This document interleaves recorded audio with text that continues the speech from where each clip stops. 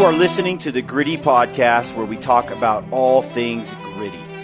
Life is not easy. It never was, and it never will be. A good life takes grit.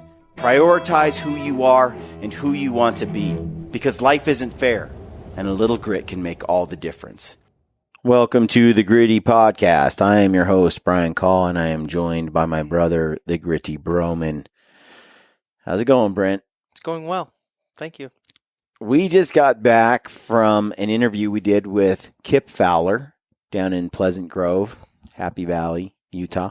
For those that don't know, he's a mule deer junkie, a mule deer hunter, hardcore mule deer hunter, public land, do-it-yourself guy. He's been hunting, down here since he was 12, 13, 14 on the Wasatch Front for years. He said until about 10 years ago, he killed all his bucks on the Wasatch Front. It's a challenging hunt where you're after mule deer. He's usually killing them in August before September's even hit. I was shocked by how many of his deer still had velvet on them. I've never seen that much velvet in one room. Like 9 out of 10. If you look at the video, you'll see some monsters. He's killed like his 230-inch buck. He's got a couple that break 200. Just a lot of big deer that he has taken over the years. There wasn't anything in his house that I would call small. No. Nothing. But there was quite a few deer that were 160s, 170s, 180s, but we talked a little bit about that. Killing a mule deer with a bow and arrow on an over-the-counter type of hunt that is public land, lots of pressure. That is a tall order. I think Kip was saying like a 5% success rate on that hunt. And yet consistently he has not only filled that tag, but filled it with some monster mule deer. So he's a wealth of information and just a good man, a good dude. It was really a pleasure to sit down in one of his trophy rooms, because there's a few, and sit down. That's the goal. Multiple trophy rooms. Yeah, sit down and talk. He has man caves. Man caves in the basement. It was great to sit down and talk to him about that, about his strategy. And what I find so interesting is when you sit down and you spend some time with different, whether it be elk hunters, like we did the panel at Western Hunter, or whether it's mule deer hunters, you start to see totally different strategies and techniques. There's some things that remain the same. Everyone has their thing and how they do it, and Kip is no different. And it was really cool to sit down and hear his ideas. So you'll hear, how he likes to hunt mule deer and what works for him. All right, we're going to dive into the show, but before we do that, I want to remind everyone listening or watching that we're going to bring our gritty film Untamed to Pennsylvania, in Harrisburg, Pennsylvania, the week of the Total Archery Challenge. And to get tickets, if you're heading down there anyway to Pennsylvania for the TAC event, this is a great event. It's going to be fun. We're showing 4 films, I believe. My film Untamed that we showed at the Western Hunt Expo is going to be one of those films. It's a moose hunt in British Columbia. It's pretty cool. You're going to enjoy the film. It's a legit entertaining ride, make you laugh, make you get pumped. So check that out. Go to mountainops.com/events, or go to mountainops.com and just click the events tab. They're at the top on the landing page. On the landing page there, and you can get tickets for the show. And we're doing a lot of giveaways. We're giving away some bows. We're giving away some coolers. We're giving away some... We're going to have a lot of raffles. Gear, yeah. And so you don't want to miss out. It's just fun. It's a fun night. And get some tickets. Get them quick. Last time we sold out.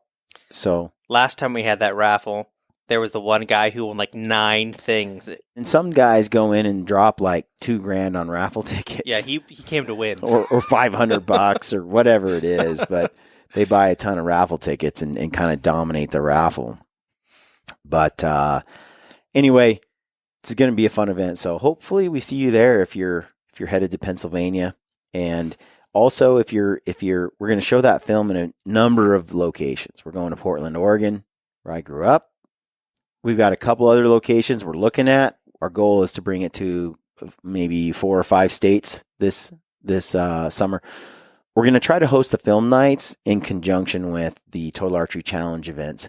So the other places we're going to show it probably is in Bozeman, the week of the TAC, and in Park City the week of the TAC, or something like that. So just go to mountaineoffs.com and click the events tab, and we're going to start listing that. Keep watching for that, and we'd love it if you come out and support us and have a good time. All right, let's get to the show. All right, folks, welcome to the Gritty Podcast. I am in Pleasant Grove, Utah. Pleasant Grove, Utah. Happy Valley. Happy Valley. Always. Oh. Always. Nice.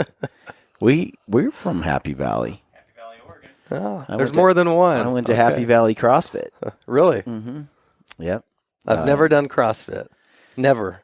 You know, everybody I know that does CrossFit looks great, but they always get hurt. And so I just thought, I just have told myself not to do it. I've done it like 7 or 8 years. I've never been hurt. Okay. No. I think though we'll see. I think that a lot of people just. I feel like I exercise responsibly. Yeah. But I am here with Kip Fowler, who, Kip, how would you describe yourself? Father, husband? Yeah, I would say father, husband first. I don't know which order, if it's husband, father, husband, but it's family. And then mule deer and stuff is like somewhere in there, somewhere underneath. Yeah, but I grew up in a situation where hunting was that was how my family bonded, was being in the outdoors. So the two concepts of hunting and the outdoors and family, husband, father, they're just so intertwined. So sure, we could lump them all together. But and it's become easy to do that because my kids love hunting and my really good friends that I spend a lot of time with hunt. So the two are synergistic for me. It's just a blend. It's really easy. So we're in one of your, for lack of a better term, one of your trophy rooms, and you have some giant deer in here. And this beautiful black bear, full body mount, that's huge. In this room, we talked about a little bit earlier, you have 2 monster mule deer. What are the 2 biggest mule deer? What do these things score? The first one, this one over here, gross scored almost 230, 226. This one was 215, 214. Jeez. Yeah, so just in terms, but they're so unique too. You look at them and there's always a score associated with the deer, but those two have so much character. When I was a kid, you grew up always wanting to be able to harvest a big non-typical with a bow. And so the character with these 2 deer, not just the score, but they're really unique looking deer, and they have kind of unique frames and points going everywhere. So those 2 stand out to me just because they're unique, and they're kind of the typical. When I was a kid, and I always have thought about killing something big with a bow, it was always these big non-typicals, and those 2 fit that category. Well, and I would say that 9 out of 10 of these are in velvet. Yeah. Your ratio is pretty high. They're almost always late August, early September. Yeah. So I want to get into that sort of thing and pick your brain on that. So I assume they're mostly all archery deer? Yeah. Yeah, every one of them's archery. And how long have you been archery hunting mule deer? Yeah. So I started shooting a bow when I was like 4, but in Utah back when I was a kid, you could start bow hunting when you were 12. Actually, same in Oregon. Sorry, 14. It was 14. Okay. I had a bow since I was a kid, but you could start hunting when you were 14, and you could hunt all 3 hunts, and you could do a bow hunt, a rifle hunt, and a muzzleloader hunt. But I was always bow hunting. We always were bow hunting. So I started when I was really young. I harvested my first deer with a bow, that one right there, when I was 18. So I hunted a few years, didn't kill anything as should have happened, right? Wow. But I harvested caught my first nice deer, mature deer, when I was 18.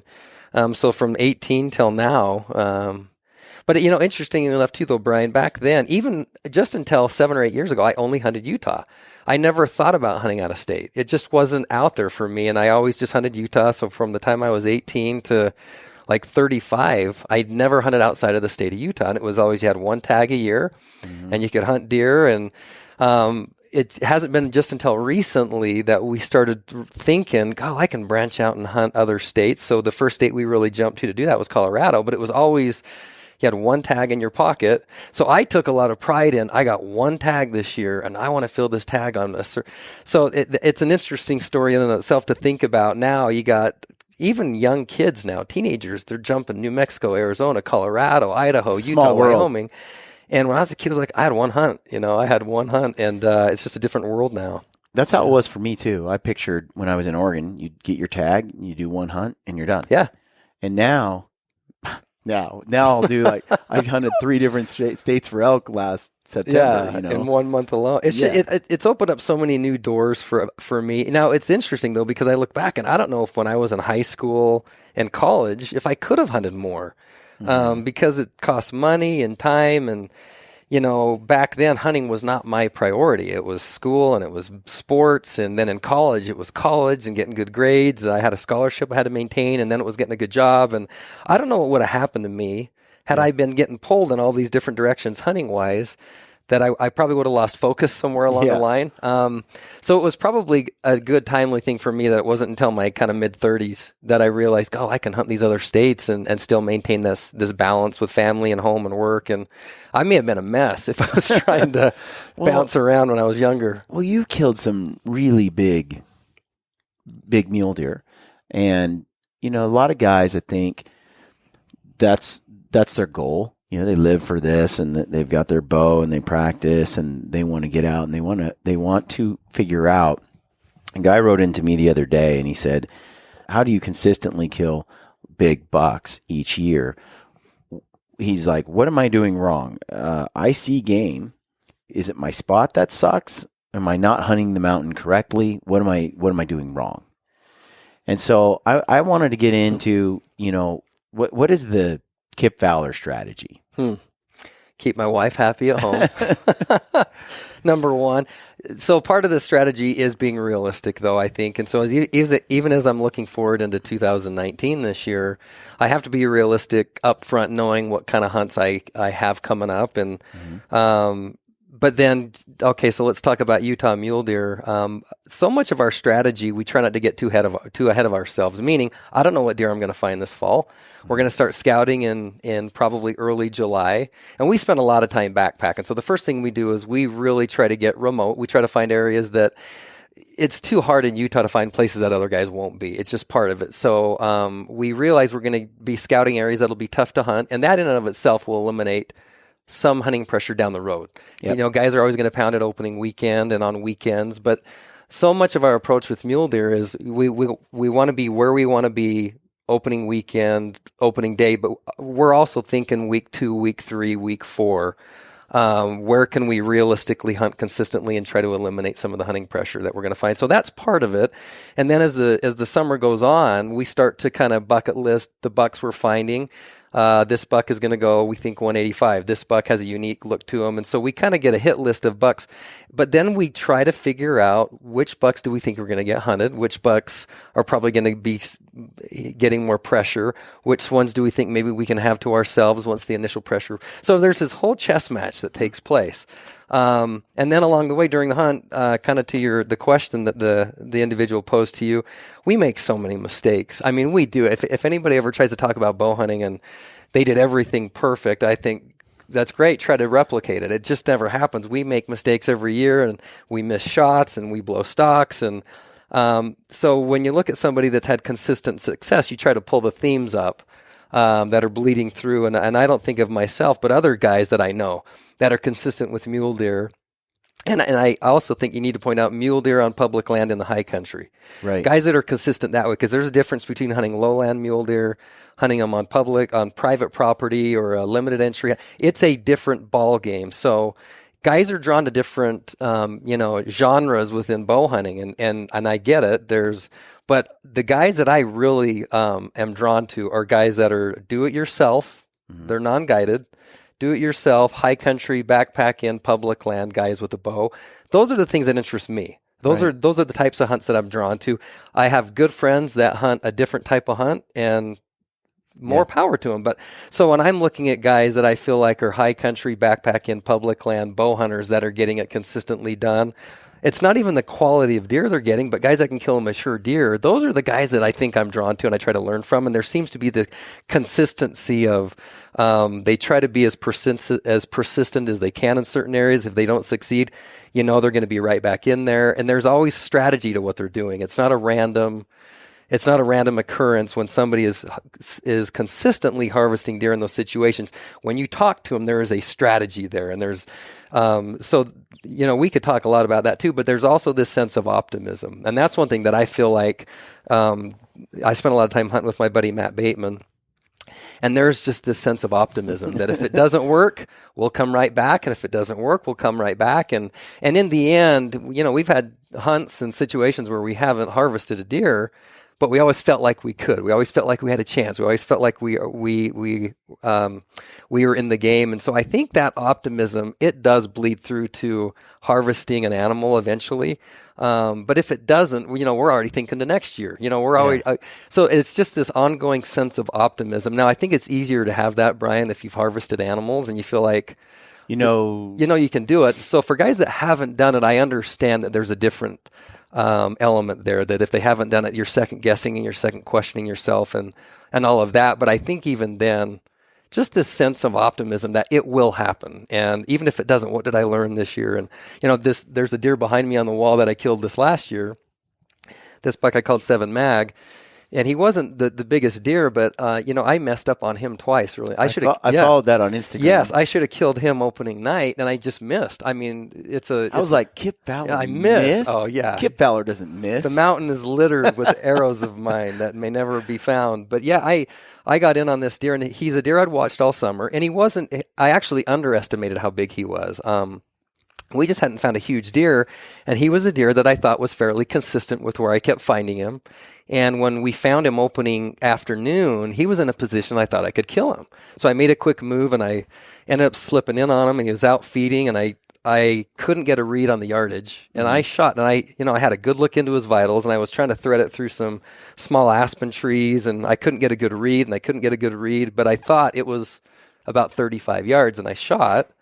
And when I shot, I thought I'd killed him. I thought I just killed him. It felt good. The shot felt good, but he was 45 and I shot under him. So I missed there, and that was totally on me. There was nothing I could have done different. I just missed the shot. And then I actually missed him again. And so there's two ways to take that, and it's so hard to get a quality shot at a good mule deer, a mature mule deer in the high country. So when you miss it, I know what it means. It's not like, I'll get a shot again. You know that, that may never. That might have been it. That might have been it. And I've had hunts. There was a hunt a couple years ago. I never even drew my bow. So initially, there's that gut check moment where you just miss an animal that you know is a really good animal. And I knew it may not present itself again. And yet a couple days later, it presented itself again and I missed. And so, but each situation, I had to own, I did some things that I needed to do differently so that when I eventually killed him, I told myself as I started to put myself in position for a stalk and as I started to close the distance and you start to get a sense that, okay, this is going to happen, I'm going to get a shot, I kept telling myself, I am not going to shoot if I don't get a good range on his yardage. I will not shoot because I'm not going to miss him again because I didn't get a good range on him. And so when I was ranging him, I ranged him like 4 times to make sure I wasn't hitting this bush, this branch. So when I pulled back and eventually put the arrow in him that killed him, I'd kind of eliminated that. But that I felt like even though I'd had 2 chances at him and missed, and a lot of these deer that I've harvested, not everything goes right early in the hunt. Most of the deer I've harvested here, there'd been a mix-up or a mess-up sometime before that in the hunt. This deer right here went 190, and at the time he was the biggest deer I'd killed, and I was I killed him right at the end of the hunt, and he was the deer that I'd missed earlier in the hunt, and I remember sticking with it, but so there's this sense of optimism that even when stuff goes south, you kind of pull back and reassess, was it the situation that was bad or was it me? If the situation was bad, is there anything I could have done to make it better? Could I have played the wind differently? But I'm always trying to be optimistic, but learn from it. So the reason I killed that buck this year is I felt like, other things may go south, but I'm not going to misjudge the yardage on this deer. And so there, I just call that a form of like a degree of mental toughness there. Like what do you tell yourself? How it's easy to say you need to be optimistic, but then in the moment when that failure hits, like the other day, we had a guy write in and say his buddy wounded an animal and then put his bow away for the next 2 years, and then another guy that was talking about something that went wrong for him. He's like, I wounded this animal and I just wanted to hang it up. And so you have that, so what is it that Kip tells himself? Well, and first of all, the wounding an animal should never be taken lightly. Obviously, I've been there. I think every bow hunter's been there, and most guys that hunt have been there, where you hit an animal and don't harvest it, and that's tough. You can't underestimate the pull on your soul that can take, because that's just tough. It happens, but like I say, we've all done that. But yeah, it's tough to say to stay optimistic. Part of, I think, something that helps being optimistic. I feel so grateful that I can hunt. Like, I feel so grateful that I can pick up and go hiking, that I can go hunting. And, I remember when I was serving my mission for the LDS Church, I couldn't hunt. And I remember, when you go on a 2-year mission for the Mormon Church, you're missionary work all day, every day. And when the hunts would roll around, I'd be like, it was so hard. And then buddies and uncles and stuff. Everybody sending you pictures. Yeah. And even when I was in school and in college and grad school, there were times I couldn't hunt much. And again, that goes back to prioritizing. But then now in my life, I feel so grateful just when I can go hunt. So much of my perspective has changed that way, where if I go out and I miss a deer, I'm okay with it. It's like, you know what? That gives me a reason to come back and try to do it again next week. And I've learned to I think, more fully appreciate just the fact that I can hunt. And part of it too, I think, Brian, is not defining success by whether or not I harvest an animal. And that really is true. Like, Matt and I are looking towards a caribou hunt this fall in Alaska. We're going to go bow hunt caribou. And I'm already in my mind realizing I'm not going to succeed on this hunt defined by whether I harvest a caribou or not. There's all these other factors that come into play that I want to experience. And if you're defining whether or not you have a good hunting experience by whether you harvest an animal or not, you're going to come up disappointed. Yeah, that's more. A good point. Yeah, more times than you'll feel like you succeeded. Because again, if we're talking high country mule deer with a bow, the success rate is like 5%. Like in the state of Utah, probably high country tags, the success rate is 5%. So if you take any sport and say 95% of the participants are going to fail, that's a harsh way to look at it. So it depends on how you define success. And so I think guys that are writing in that have experienced the frustration of bow hunting, which is most of them and all of us, I think you just reassessing where you draw the definition of success. And if you're out and you can hunt and you can shoot your bow and you can hike and you're healthy, and there's a lot of different ways to define it. Ultimately, in the end, though, I'm not kidding anybody. You really want to have success by harvesting an animal. And part of it for us, too, is making sure we're doing it the right way. I love, as we said earlier, hunting public land. And I love hunting on my terms. Yeah. And I love hunting, having the freedom to do it. And a lot of it, too, is the guys I'm with. I have so much fun with the guys that I hunt with. And next week I'm going down to hunt bears in the desert with my son Pierce. Yeah. And I'm not even thinking about if I harvest a bear. It's just me and Pierce for a week backpacked in. And so that all comes into play. Yeah. I like what you're saying, where you're talking about, reframing in your own mind, being content with what you have as far as the experience goes. And then the goal is to kill an animal, but it's also there's more to what you'll define as success than just that part of it. Yeah. Otherwise, like I said, you'll get disappointed more than not. But I do go back to most of the animals that we've harvested have not been day 1, day 2.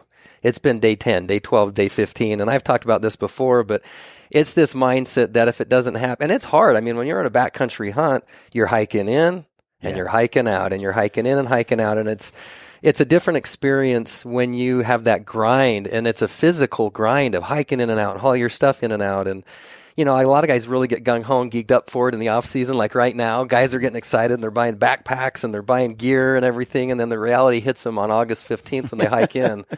And the weather is terrible, and they get rained out, and they hike off the mountain, and there's that letdown where you come to the reality that it's a grind and it's tough. So that's the mental component I think you were referring to earlier. But we've realized so much of our success, and I should say so many of our opportunities to fling an arrow have come down the road. And it's a mindset. It's like a long-term mindset of, if it happens early, great, but man, if it probably won't, and that's okay. Yeah. So that's part of it. I feel like you need so many days in the field, especially with bow hunting. Like I've done a few hunts now where we got 4 days to do it. I'm like, well, it's not really a bow hunt because I'm at least time. Not for this guy. I need like 8 days, 10 days, 12 days.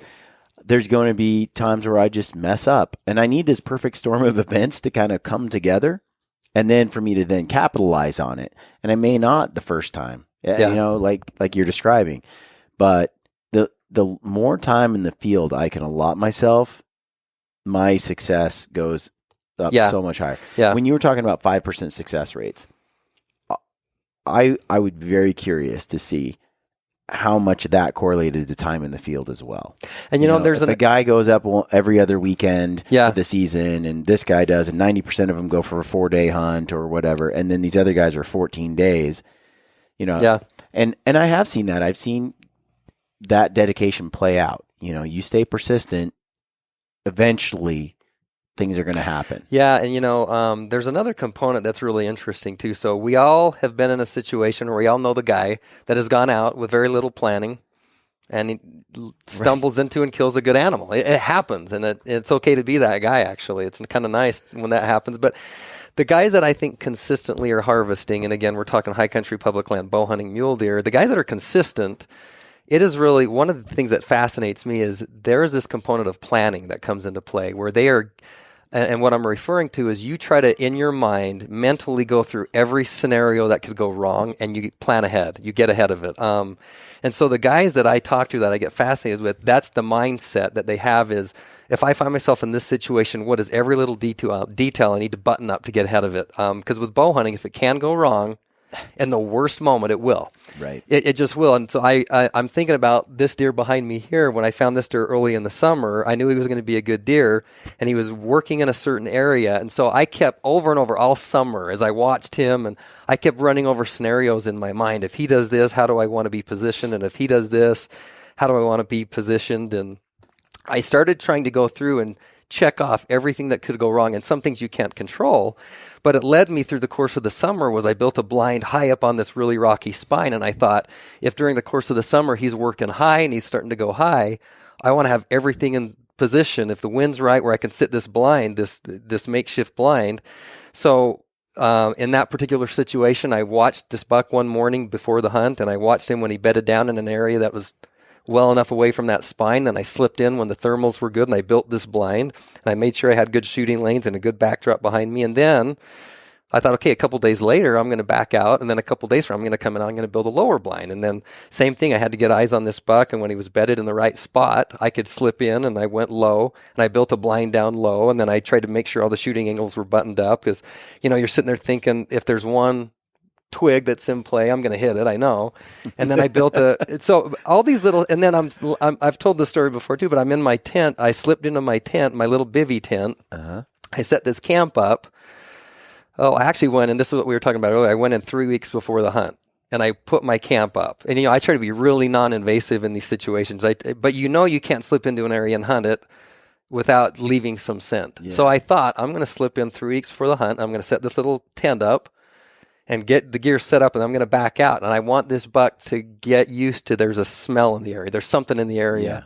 And give him 3 weeks to see if it bothers him. If it bothers him or not. Because if it's going to bother him, I'd rather him do it now, and then I can relocate him before the hunt rather than coming in the day before the hunt and blowing him out. So I went in one day, and again, I got eyes on that buck that morning and watched where he bedded down, and I was okay to come in and set up my little bivvy camp and splinter camp, I call it.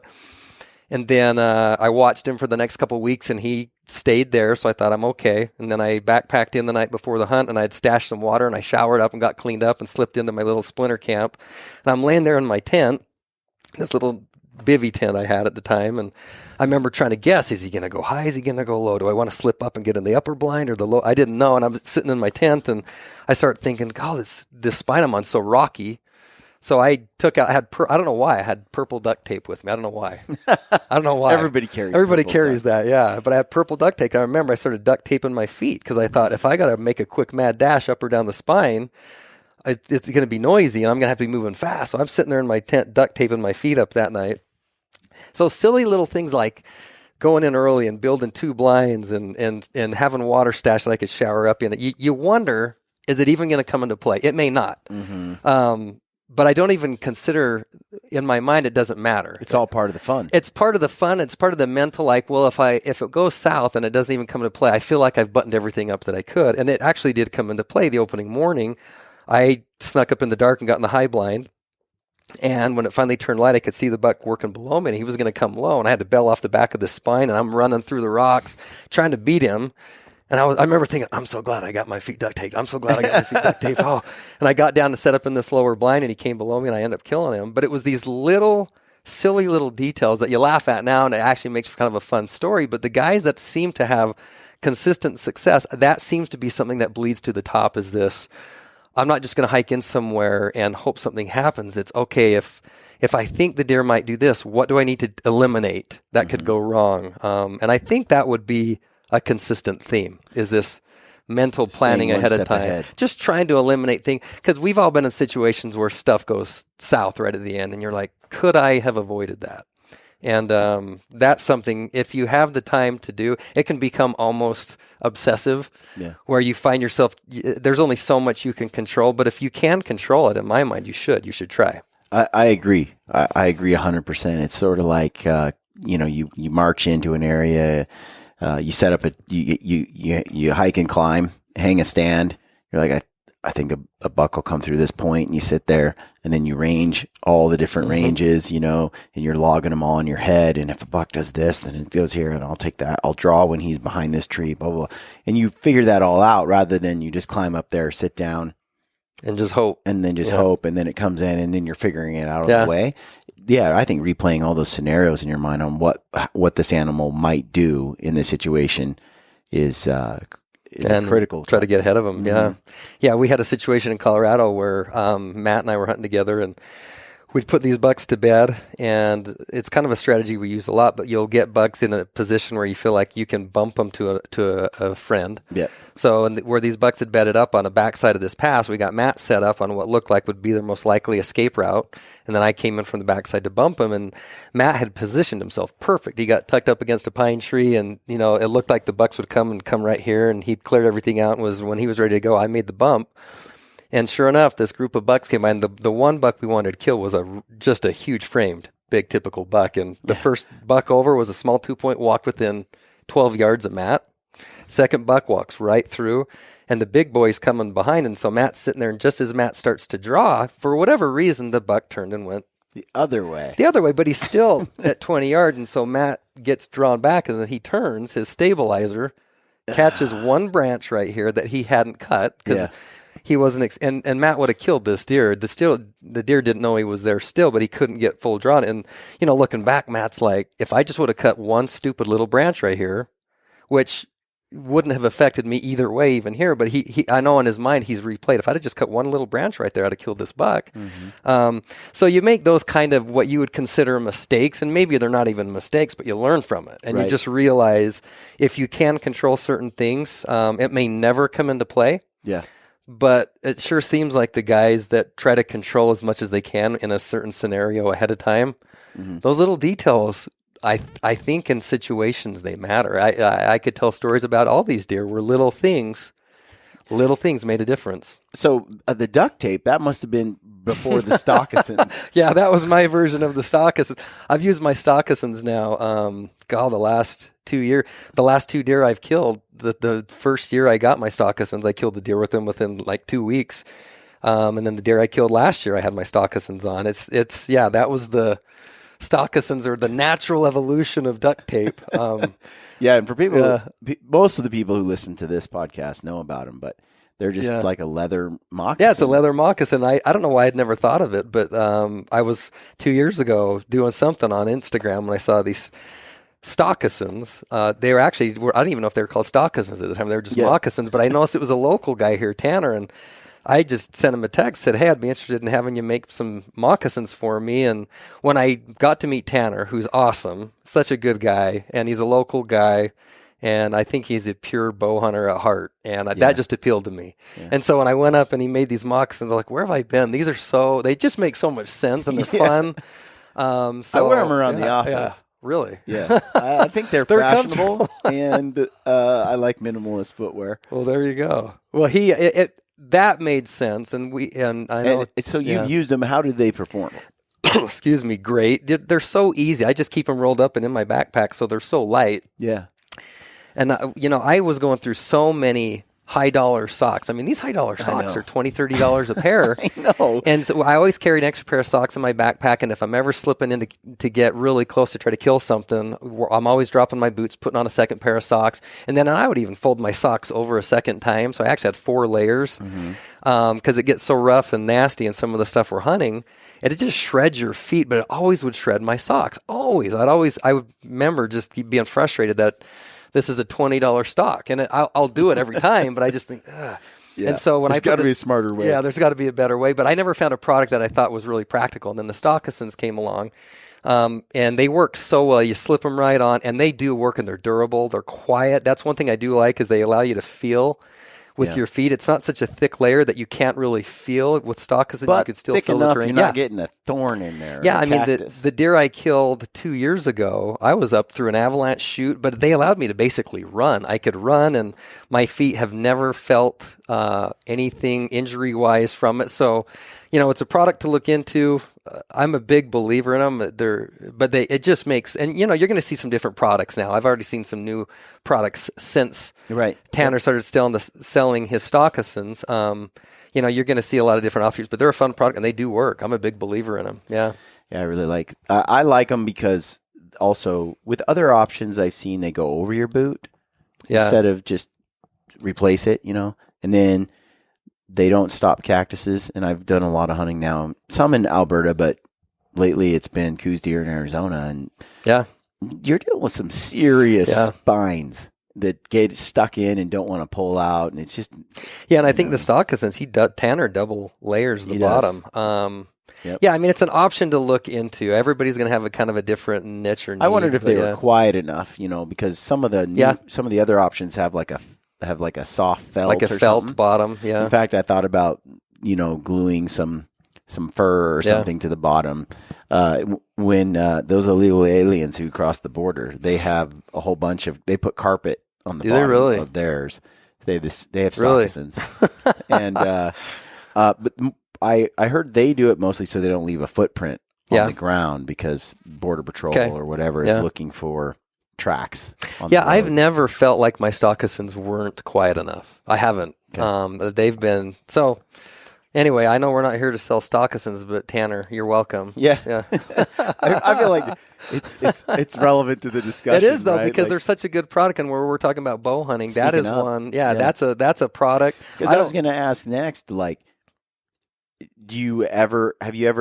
how often have you closed the deal just wearing your boots? I mean, that's all I did. Well, most of the time when I'm bow hunting mule deer, you'll get within. I mean, it's not uncommon to get within 200-300 yards, but usually about that 200-yard mark is where I take my boots off if I can. And sometimes things are moving so fast and you got terrain to cover that you can't. But I almost always, every situation where I feel like I'm moving into that's when I go into what I've always called it stealth mode, where I get into 200 and then you really got to cover some ground and be quiet. Let's talk about that, because I've hunted with a lot of buddies, and when I saw it, I'm like, take your boots off. They look at me like I am crazy, and they refuse to take their boots off. And then when they're sneaking in, I'm like, I just don't see how you can be stealthy with those boots on. What are your thoughts on that? Yeah, again, the terrain I'm hunting, if I'm trying to stalk an animal, like I look at the animals that all of these I guess are spot and stalk, but in almost every situation, I have my boots off. In fact, I think every single situation, unless it's been kind of quick, but as I look at all of them, I had my boots off on almost every one of them, because again, you get to 200 yards and the element of surprise you have to have in bow hunting. You know, you got to play the wind. You always got to play the wind. But I have my boots off on almost every what I consider a stalk. Yeah. I mean, sometimes you're running trying to get ahead of an animal, and but even in those situations, it's a different ball game in the high country with mule deer. And if I'm making noise, it's kind of pointless. So, and there's a big difference in the noise you make with your boots on than when they're off. There just is. And so I would say 99% of the high country mule deer I've killed. You're making that step. Because they're spot and stalk. And you know, if you're up on a tree or sitting in a blind, like I guess, well, this buck I talked about earlier, yeah, I was sitting in a blind, but I had my boots off and had duct tape. But yeah, I would say in every situation, I never consider not doing it. It's just, yeah. When I've had a few conversations with South Cox, and he would buy the cheap Walmart wool socks, you know, and then he would swap those out on his stock, and then he'll throw them away when he's done, when he gets home. But he always took his off as well, and then he's getting really close. And yeah, because he's traditional, right? Yeah. And so I just kind of think, in the last couple of years, he's taken his pants off, and so he's in his boxer briefs. You would hope, right? Yeah. Well, yeah, true. But you think about it, you know, your skin moving through brush is going to be quieter. Silent. I remember the first year they had base layers come out, and it wasn't even base layers. They were just these really thin neoprene. They were for sports. Okay. And I never considered using them because they were always the wrong color. But I remember that this is back like in the late 90s. I found some that were kind of a military green. Yeah. I just saw them at a sporting goods store. I was like, I should buy those so when I stock in, because I was always taking my pants off too, because they were always rubbed. This one I was hunting more lowland stuff in southern Utah, but I would on a final stock would take my pants off because my skin was so much more quiet. And I remember when I saw this olive green, it was almost like a thermal layer. I bought it and kept it in my backpack because I thought, now I'm not out stalking in my underwear.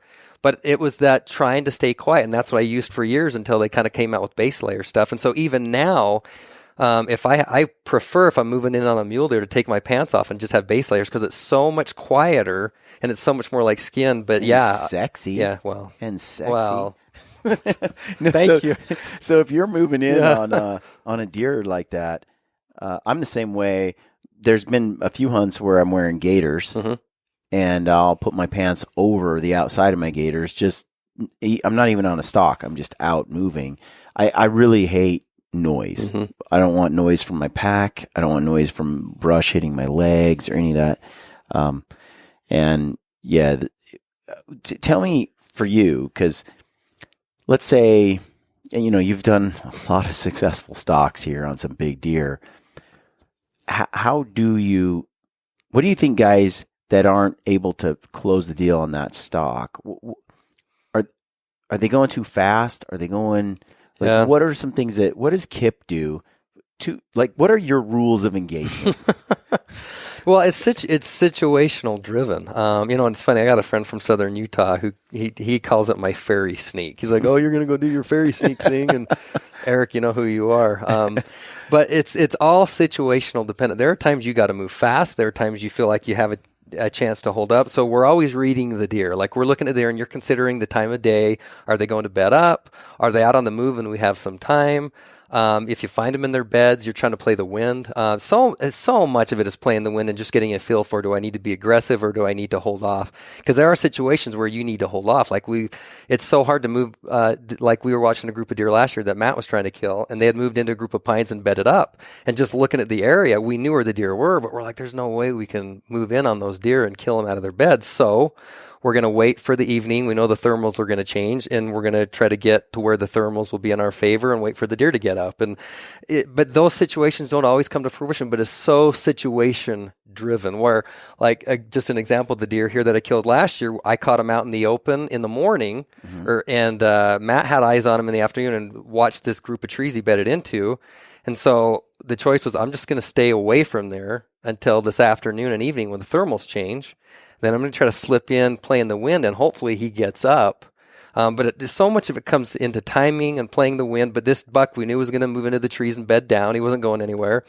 So that's how we're going to play it. Then we're going to wait for the wind to get in our favor. We're going to stay really conservative. We don't want to get in early and get set up and the winds change and you blow them out. Right. So let's kind of get set up on the periphery we think the wind's probably going to do this in the evening. It's probably going to change and start coming down. So let's put you, I got set up over here 600 yards from the deer and waited till I felt like the weather was cooling, the thermals were starting to come down, and then I slipped up underneath him and got in an area that I thought if he comes out in the open at all, I can find him and kill him. That's what happened. So that's one situation where we needed to stay a little conservative. When I killed this 230 buck back here, it was kind of the opposite, where we knew he was in the area and I'd seen him the night before. And so in the dark, I felt like I got to get in position and get ahead where I think that deer might be. And in that situation, but it's so different, Brian. It's situation driven, watching the deer, knowing the terrain, playing the wind. And there are times you got to move fast. There's a buck in the other room that I killed 2 years ago where I had to move fast. Like I caught him early in the morning and he was bedded down and then he got up and started working across this really steep face. And there was an avalanche chute and then a patch of pines. And I'm like, he's going to go to those patch of pines. That's where he's going. He got up, he's feeding, he's going to move into this patch of pines and bed down. So it was immediately, I got to go. So I got up, dumped my pack, threw on my stockings, and I was able to skirt quickly through some low shrubs and get into this avalanche chute before his range of vision would catch me. Yep. And so once I got in that avalanche chute, the wind was coming my favor. I thought, I can move and I can go. And I got up the chute as fast as I could. And I counted 200 yards. I thought he'd come by about 250 if my vision was right. So I got 200 yards up and got positioned. And it wasn't 2 minutes later, he came over coming my way, but I had to move in that situation. And maybe you just get a feel of that over time, but there are times you got to be aggressive and move. There are times you got to hold back and play the wind. And it's a combination of all of it, really.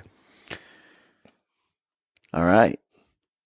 But so much of it is the wind. I mean, that, and I was going to say, what are the consistent factors that don't change? The wind. I mean, you could have the best gear. You could have the best everything. You could be the best shooter, have the best gear, whatever. And you have to play the wind. And I've tried to fool the wind. I've tried to scent cover, scent lock, wash down, and I still do all that. I mean, that does come into play. All these backcountry hunts that I'm doing where I'm backpacking in and hauling my gear, and I'll do everything I can in those situations to cover my scent up. I'll haul water in to wipe down and shower with, and I put my stuff in garbage bags and I'll bury it. And you're trying to be minimal that way if you're going to hunt the same area. Yeah. But in the end, there's just very few times I feel like I've cheated the wind and got away with it. So every situation we're looking at, you have to consider and you have to try to consider what is the wind going to be doing? And that's where your knowledge of thermals and everything comes into play. But that wind is the one element I just don't think you can get away with it maybe once here and there, but not very often do you get away with it. Okay, so let's say you do have the animal in bow range. I think a lot of guys, there's actually quite a few who can get to that point, but can't seem to finish there. Yeah. What are your thoughts on that? Man, and just for the record, I've missed so many shots. I mean, it's funny because there are times when I've pulled back on an animal and I just know it's good. Like I feel good. I pull back and I just know I'm good. And then there are times you feel like you couldn't hit. Side of a barn. Jacked up, and it's funny. Like one of the deer I killed in the other room was a long shot. It was a long shot. It was testing my range, but I felt good. And I remember I pulled back on this deer, and I put the pin on him that I needed to use. But it was a long shot, and I thought, is this too long? And I knew I felt good. I actually pulled my pin away from him and pulled back on him. And I thought, no, I feel really good. And killed him. And then there are shots I've had that are like 20 yards, and I'm like, oh my gosh, this is not going to happen. So, but in the moment where I've had the opportunity to harvest animals, it's so much of it comes down to just practice, where I'm not just target shooting in my backyard or wherever, but I am trying to visually, when I'm practicing, I got my bow all dialed in and everything. I'm trying to put myself in that scenario. This is a 50-yard shot, and that does come into play when you're out hunting, where you're trying to draw. It's almost muscle memory, and I say that, but then I kind of laugh because it seems like just in the moment, everything just you don't have. It's hard to think of everything in a process when you're hunting. It just is like I would like to say there's a checklist, and I pull back and I do all these things, and I'm mentally checking and check.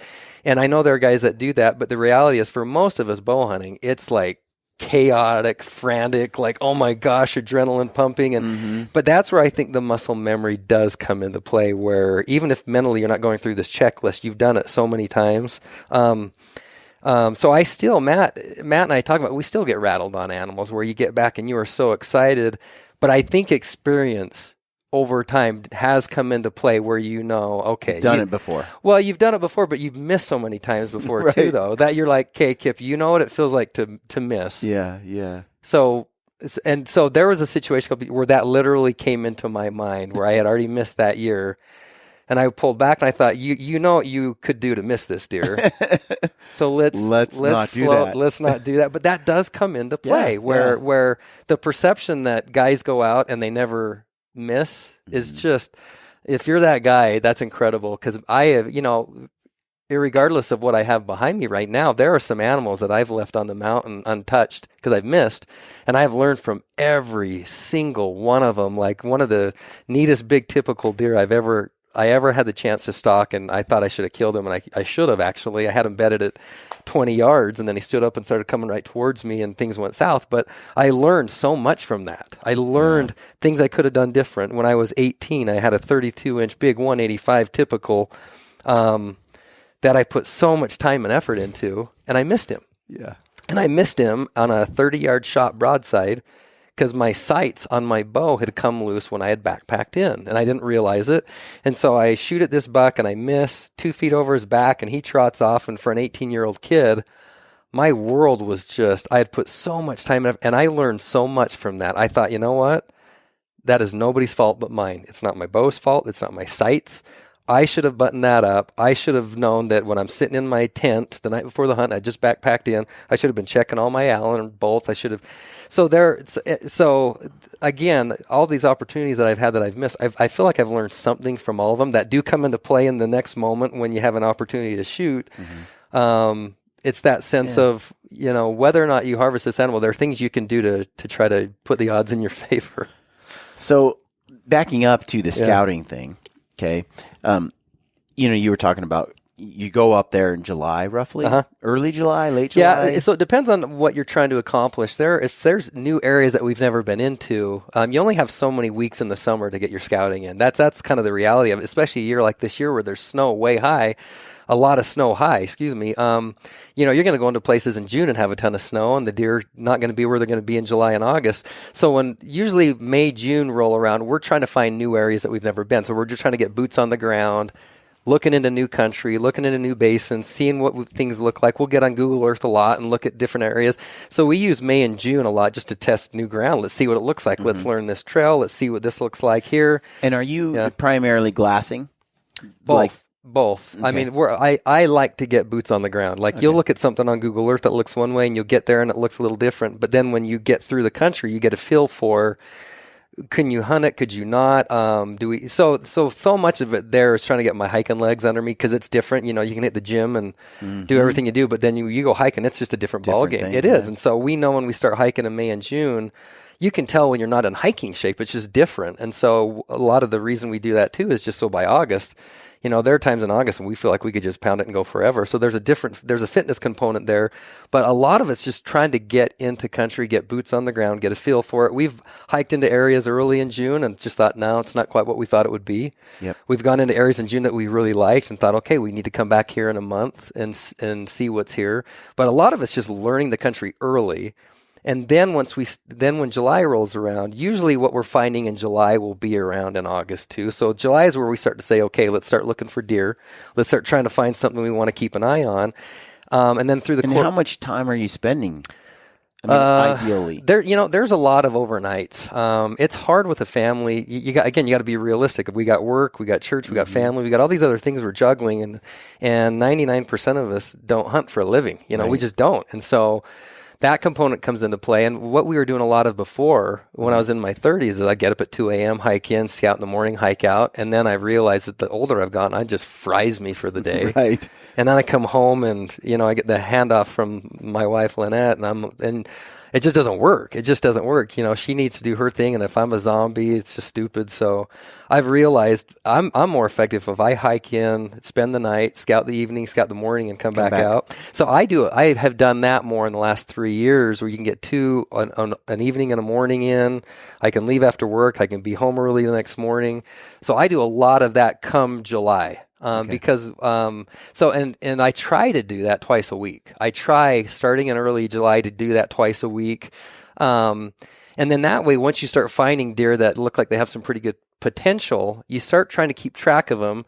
And then if you feel like you've honed it into that's the deer I want to go after, you have time, like with this buck here. I had hauled in a camp, a week, 2 weeks of food. I had everything loaded already. Because you start thinking about bow hunting these deer, by the time you get your gear loaded on, your hunting gear, you're heavy just to hunt, just for a day hunt. You're going in anyway to scout and keep an eye on so them. that's what we kind of try to do. But this year I had 4 stash camps all through the mountains, where I had 4 different spots that I thought at any given moment, if I want to go check this one out, I've already got tent, sleeping bag, everything I need for a few days. I got here, here, here, and here. And then you have some options where if I just want to jump in and hunt for an evening, morning, I just got to take my hunting gear and I got everything I need. So that's the approach we're taking more recently. How do you store the camp?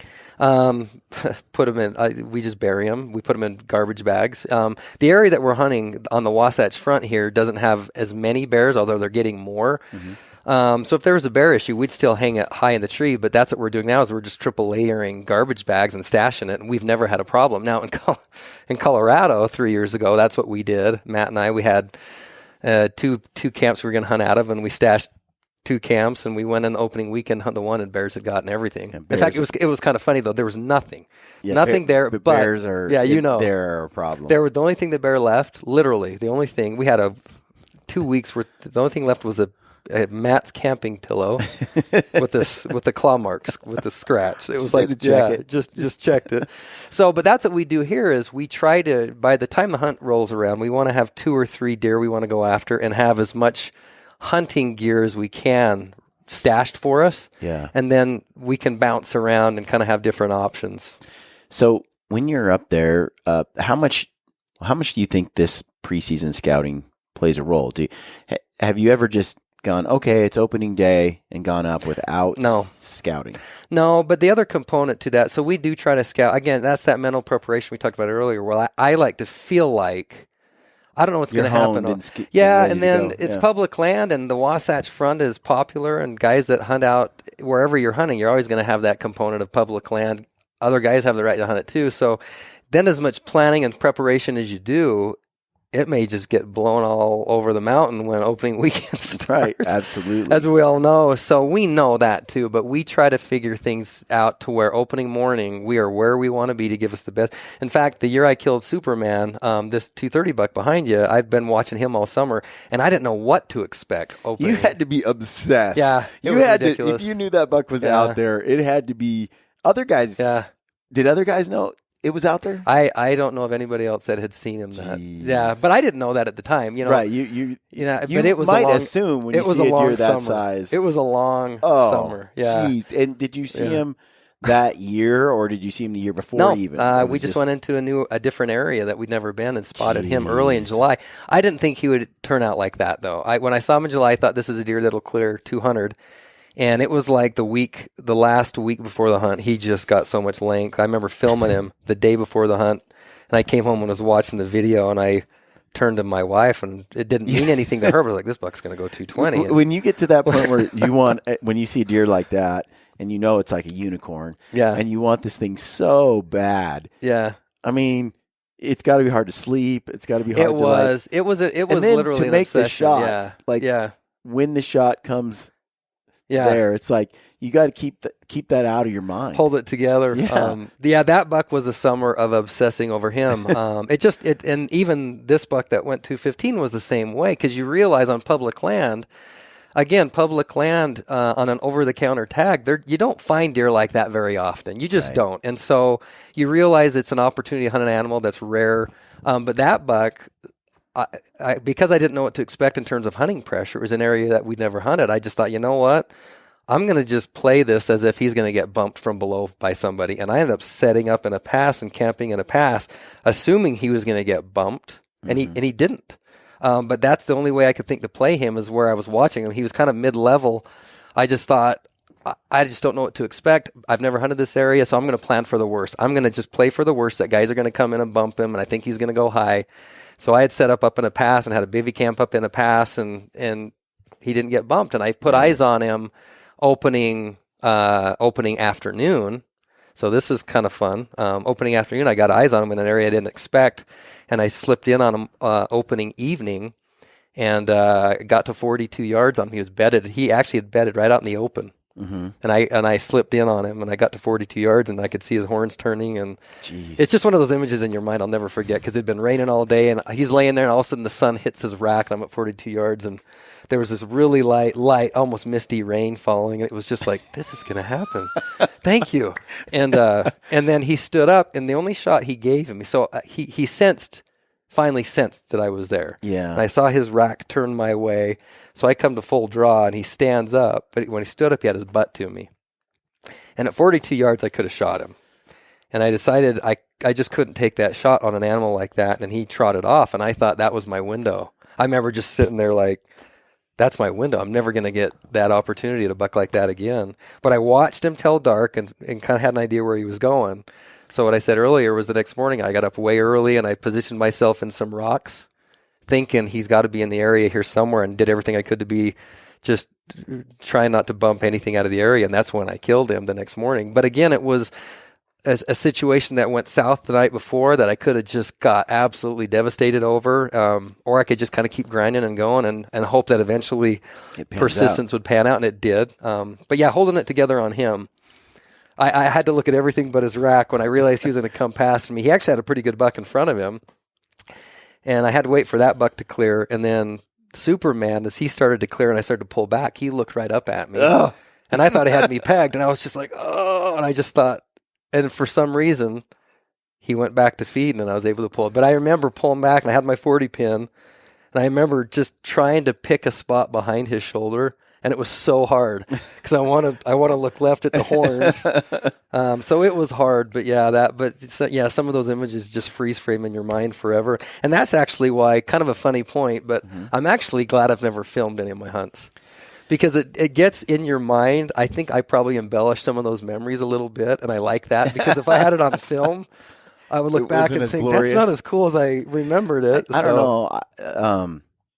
I've considered not filming a bunch of my stuff this year because it adds a whole level of pressure. I would think, yeah. And then also what I found is I really enjoy spot and stock hunting. But the last few years, I've had a cameraman over my shoulder on some tough stocks. And I've done well, but two guys, people, the cameraman moving to get the video. It's really hard to do.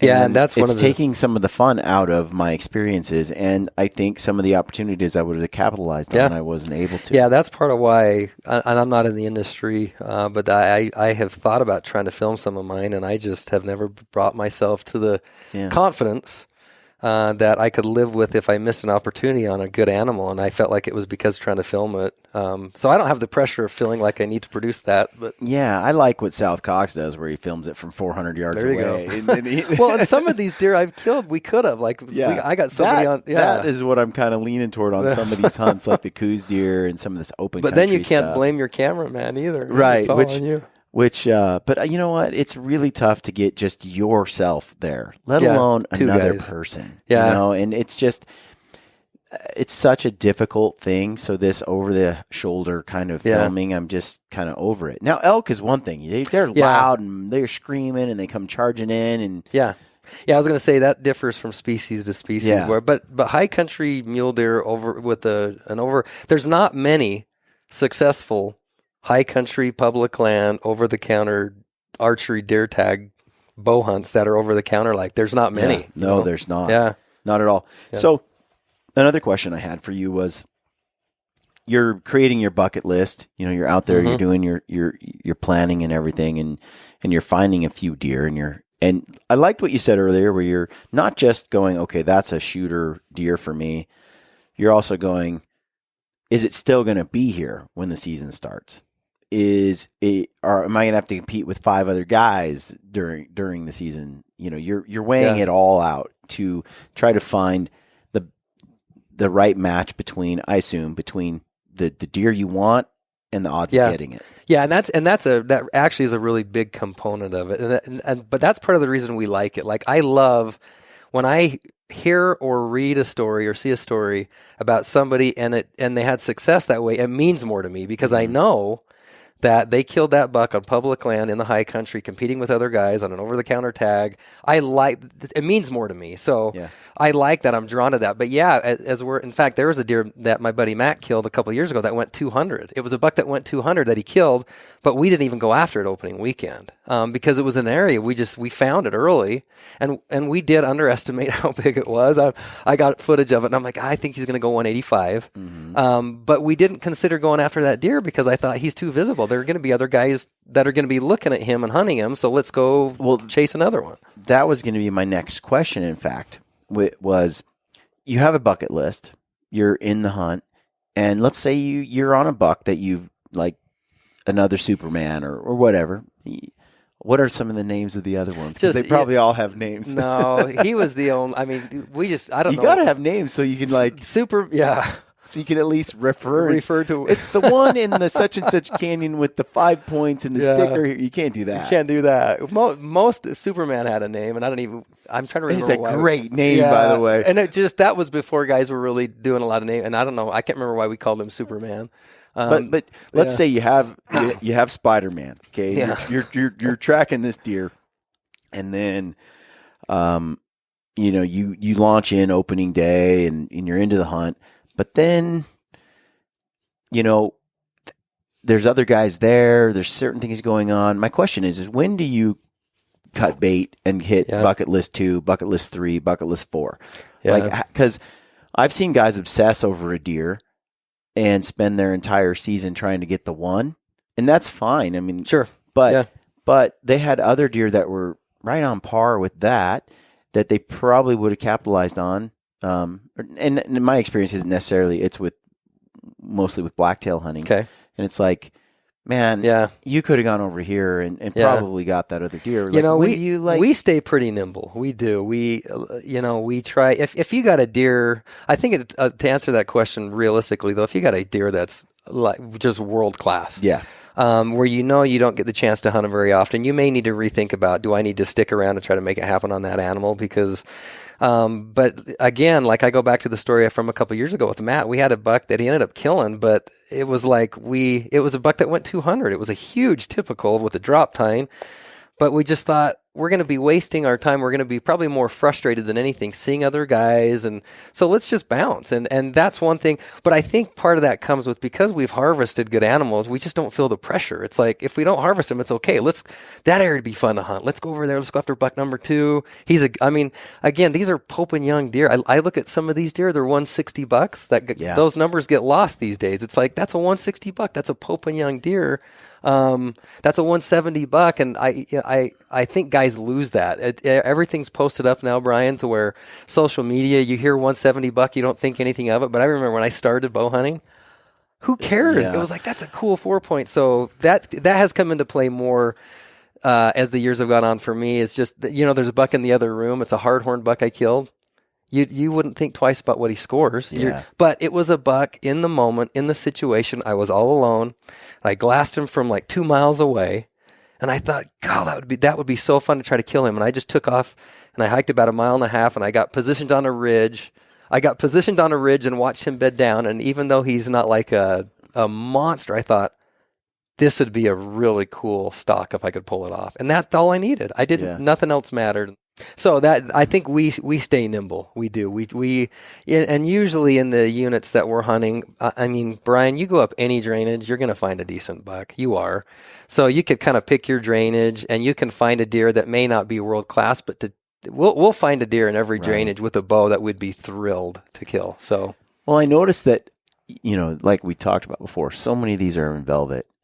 I mean, do you just like kill bucks within few days of hunting? Or No.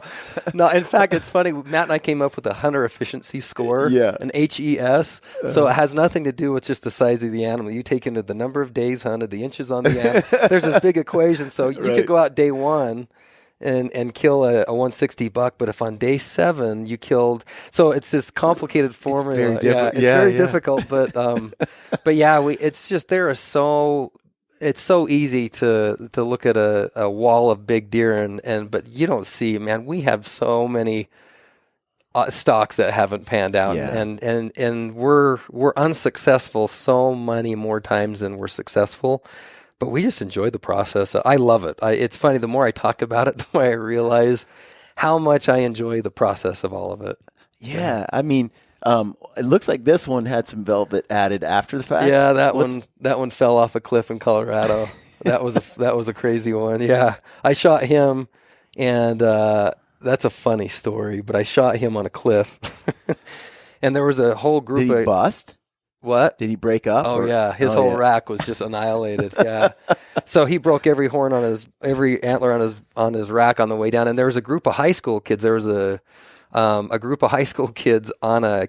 You're kidding. No, they were down at the bottom of this drainage. Sounds like Colorado. Well, what's funny is that we hiked into this area that I've told this story before. We kind of thought it would be fairly remote and we wouldn't have any competition. And we come through this pass and I look and there was like 20 tents.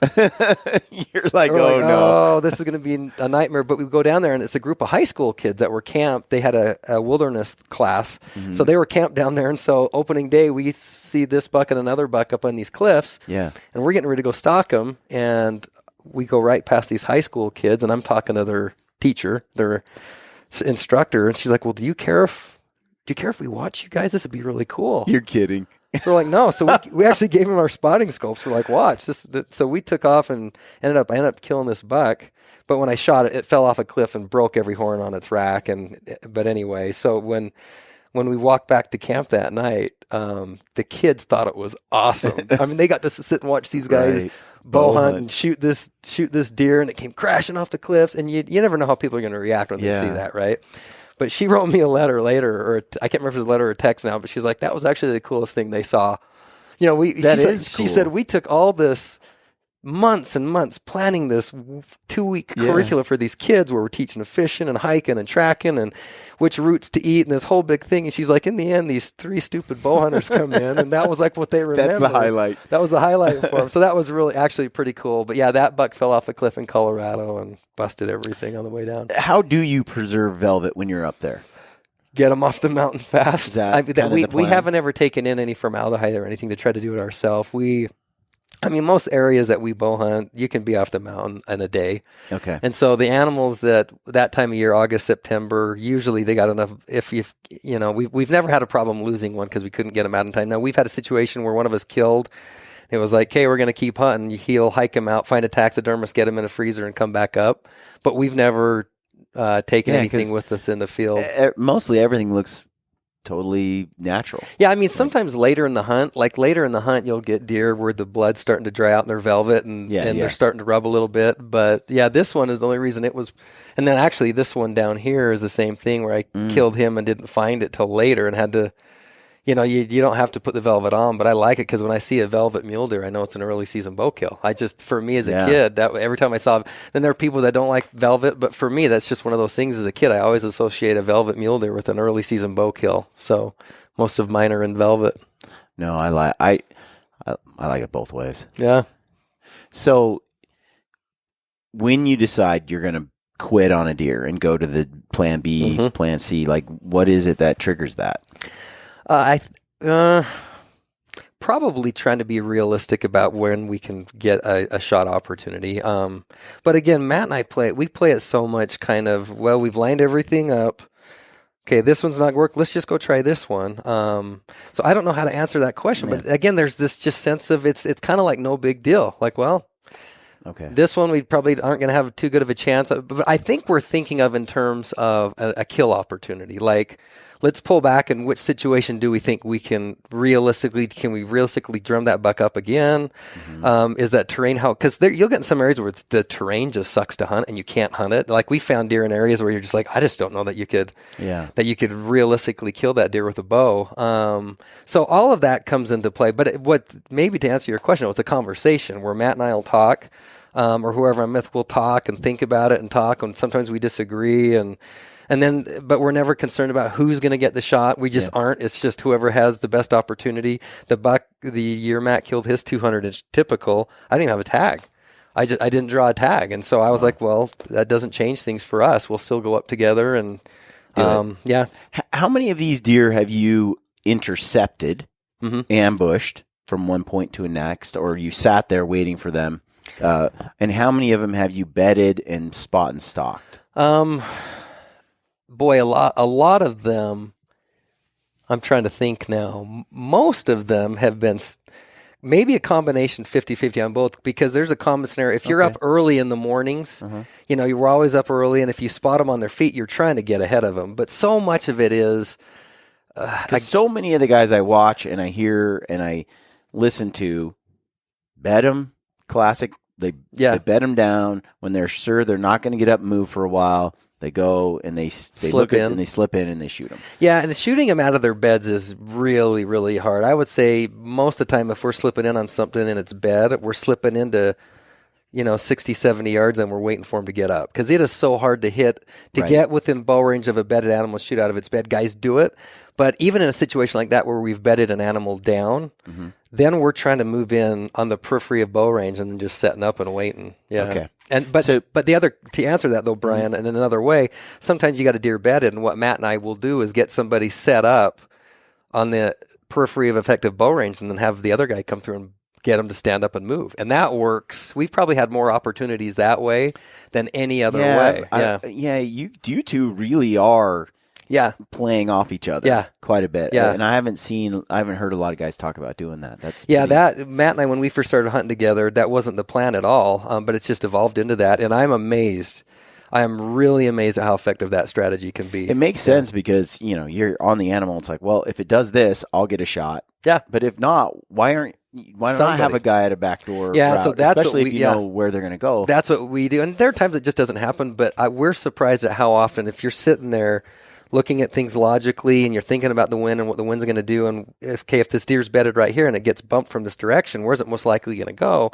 And so that's where these situations with me and Matt, it'll take half a day to a full day where we watch a deer in the morning and it's like, if we need to go fast, let's go now and move fast. But usually it's, the situation isn't right to move fast. So let's just watch it. We think it's going to bed here. If they bed there, okay, now let's move on to how do we create an opportunity here? We want to slip. Matt killed a buck 6 or 7 years ago. That was unreal, where I watched this buck from 2,000 yards. From 2,000, we actually watched a group of hunters stalk it, and they bumped the deer up this face, and it beds down in this horrible spot. You couldn't kill it in that spot, and the guys left. Yeah. And we made sure they'd left, and I called Matt over. I'm like, dude, I think we can kill that buck if we bump it from below and we have a guy above. I said, look above it. There's one little chute it can go through. And so we spent the next 4 hours, and Matt hiked clear around and went behind a cliff, behind a peak.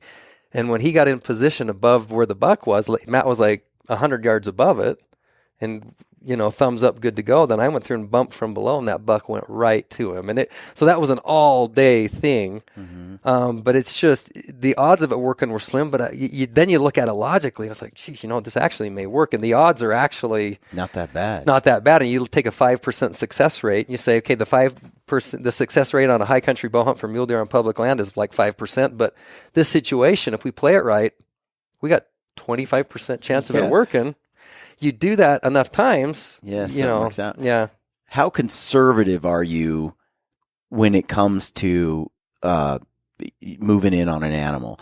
Because I've talked to different hunters who, like Ryan Lampers, for example, he's like, look, if I feel like it might smell me, wind me, catch me, I'm just not going to do it. He has a target deer, and he likes to just take days and days and days and days until he has that perfect chance. Some guys are like, I'll try this when it doesn't work. I'll try this if it doesn't work. This isn't the highest odds stock, but it's still possible. Yeah.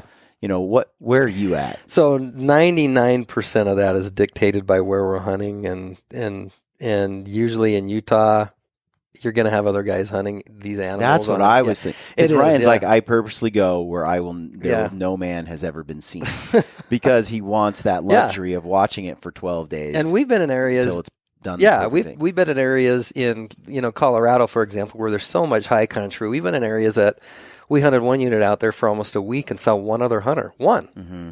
And so, but in Utah, it's different. It's just I was going to say, yeah. And I would assume that the deer would behave differently here. For example, when you do bump one, it's not gone forever. No. It'll be back because it's used to being bumped all the time. Yeah, I mean, this deer that I killed last year, when I missed it, and then I missed it again and then killed it, it was, we knew it would be in the same kind of area, and we've relocated it. But that does come into play when you're hunting public land and you're hunting areas guys are going to be in hunting, and you got an animal in play.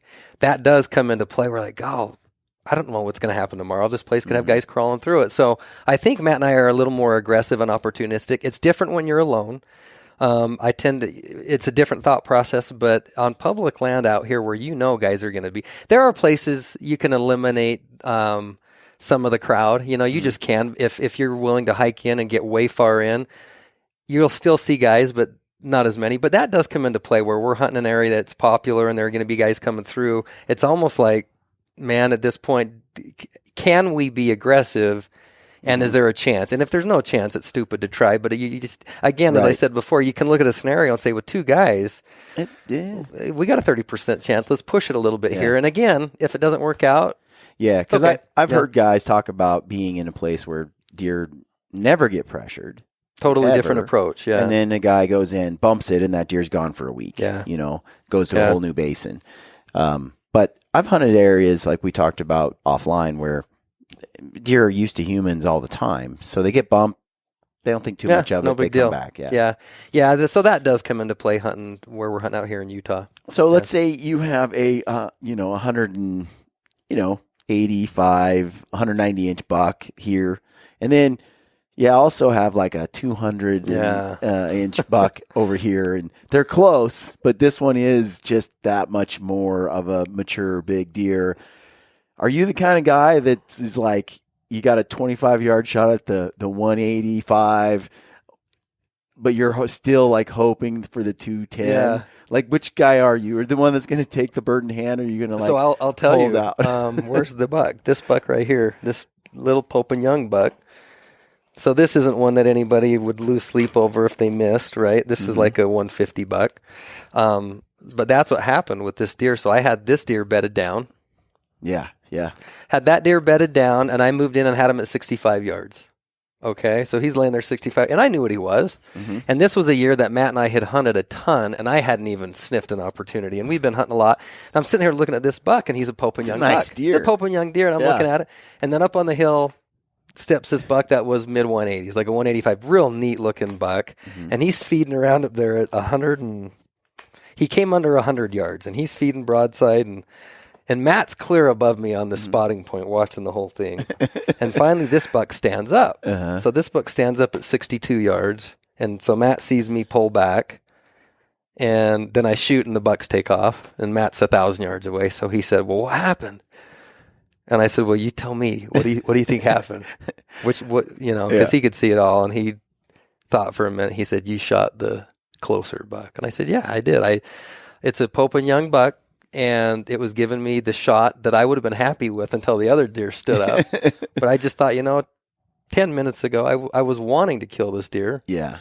And it gave me the shot that was ethical. And the other deer was a 2 classes above this. Mm-hmm. But I just smoked this deer. And I was just like, yes, that was a 62-yard shot, and I felt comfortable. And so it's situational. I'll always, I think, take the bigger buck if I can. Yeah.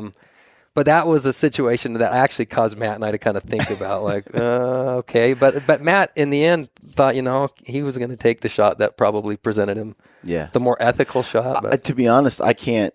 I have no consistency on that question. Yeah, I would imagine that's a personal, 1 week, it's, I don't know, it's that deer. And the next week, it's like, I'd rather have that one or go home with nothing. Yeah. And it doesn't make sense. And there's no right or wrong answer to it. I've passed so many deer of that class. I don't feel the need to kill something, but when you work to get in position and you get the opportunity that you have worked towards, it's like, take it. And I shouldn't be picky, man. Yeah. Like based on what I've accomplished, but yet it's a personal thing. Yeah, it is, you know? And there's no right or wrong answer to it. And if I had a shot at the bigger one, fine. But in that situation, again, situational, that keeps coming up. But in that situation, I thought, that's the shot opportunity I was working for, and this deer just gave it to me. So don't get greedy, you know. Yeah, but I did have a buck. There was a big non-typical I'd hunted for 3 years, the same buck, and because I had found him and I knew he was in the area, I was up hunting him one night, and I had about a 175 buck, a real pretty buck, about like this one, come right past me at like 26 yards. And it was just a beautiful, like a 26-inch nice buck, and I didn't shoot it. It's the only time I've had a buck that I thought was that 170-plus class deer that I have let walk. And I think it's okay in that moment because I had this other really neat deer in the area. I hadn't found him that day, but I'd set my sights on this other buck because he was so unique. He was kind of in this class. But I've let an animal, a mule deer of that class, walk one time. And, 10 years later, I'm talking about it. So I don't know. But in that moment, I was okay with it. But I remember texting Matt, and I was like, I let a really good buck walk. And it was tough. Yeah. Yeah, because bow hunting's, it's tough. It's tough. And so to have a great deer in bow range is nothing you should ever take for granted. No, and again, but at the same time, I know it's like you can't kill. You can't kill Superman if you kill Spider-Man. And some of the bigger animals that I've killed, I've had to pass deer to do it. You've had to kind of, like I said, the year I killed Superman, he was walking with a really good deer that I could have killed before Superman, and it's a very, very personal thing, and it's always situational, and you hope you're doing the right thing for the right reasons. Well, you've got some beautiful whitetail in the other trophy room because you have more than one. But they're in the basement, right? They are in the basement. And you've got some great bear hunting experience as well. And I would love to sit down again and go over more with you. Oh, yeah. This has been a really great conversation. I want to thank you for taking the time out of your day to come on and to do this. Yeah, it's been a lot of fun. We'll do it again. Thanks for tuning in to this podcast, folks. This is it with Kip. You can follow Kip on Instagram at Kip Fowler 8, the number 8. It's KIPFOWLER and the number 8. And you can stalk him on there, see the various hunts that Kip goes on, and follow along. He's a wealth of information. Slip into his DMs and, ask him all the questions you want. Thanks, Kip. He's a good dude, and you're gonna like that. We're gonna do another podcast next week. Kip told us a little bit about the gear he likes to use. We're gonna air that next week.